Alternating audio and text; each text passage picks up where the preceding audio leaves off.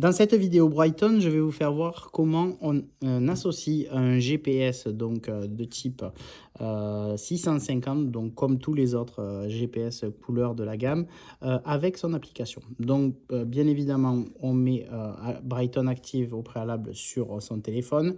On va directement aller dans le 4e onglet paramétrage, mon appareil, gérer les appareils. On fait le petit plus et là, ça va rechercher. Vous voyez, il le reconnaît de suite. 650, je le sélectionne. Il me demande si je peux l'associer. Nous allons l'associer. Ça va me le valider et ça va donc mettre le numéro UID, c'est-à-dire celui que vous avez derrière.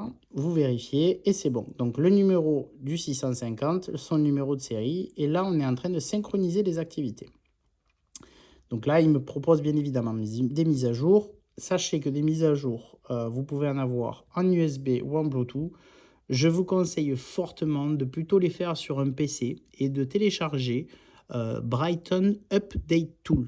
Donc ça, ce qui est quand même assez important, parce que quand vous allez avoir des mises à jour qui sont très lourdes, comme des cartes ou autres, il vaut mieux les passer par USB plutôt qu'à Bluetooth. Parce que le Bluetooth, le problème, c'est que ce n'est pas assez stable. Donc là, la mise à jour, je la ferai plus tard.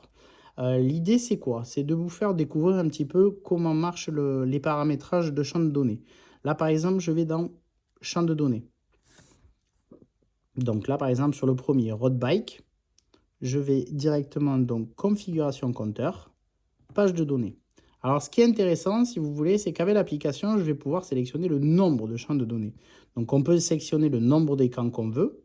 Voilà, si je veux 2 écrans, ben, je sélectionne le deuxième écran. Si je veux l'enlever, je l'enlève. Je rentre dans le premier écran. Et là, vous voyez, c'est exactement la même configuration que j'ai sur mon tactile, donc sur mon compteur, comme sur l'écran que j'ai qui est sur le smartphone. Si je veux moins d'écran, je fais baisser donc le nombre qu'il y a ici. La disposition A et B permet d'avoir une disposition différente. Mais 5A et 5B, c'est vraiment 5 champs de données. La disposition sera juste différente. Je vais essayer de descendre jusqu'à 4. On va faire 4A, vous voyez bien la différence, avec 1, 2, 3 et 4 en bas. Quand on a la disposition des champs de données comme on le veut, on a juste à appuyer sur le premier champ que l'on veut changer. Et si par exemple je veux l'heure, je mets l'heure et l'heure va automatiquement se mettre directement sur le compteur. Ça, c'est intéressant quand vous êtes, si vous voulez, quand vous voulez établir un nombre de champs de données. Après, si par exemple vous êtes en pleine sortie, vous voulez changer le champ de données sans toucher le nombre de champs de données, vous restez longtemps appuyé sur le champ de données, vous rappuyez, et là par exemple je veux l'altitude, tac, et je vais mettre le pourcentage de pente. Pourcentage de pente, là vous voyez je l'ai mis automatiquement.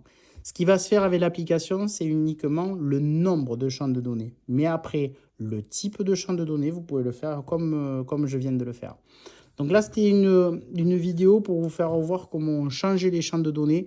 C'est important de pouvoir connecter son application et changer les champs de données parce que ce sont les premières choses que l'on choisit quand on prend un nouveau GPS. Voilà.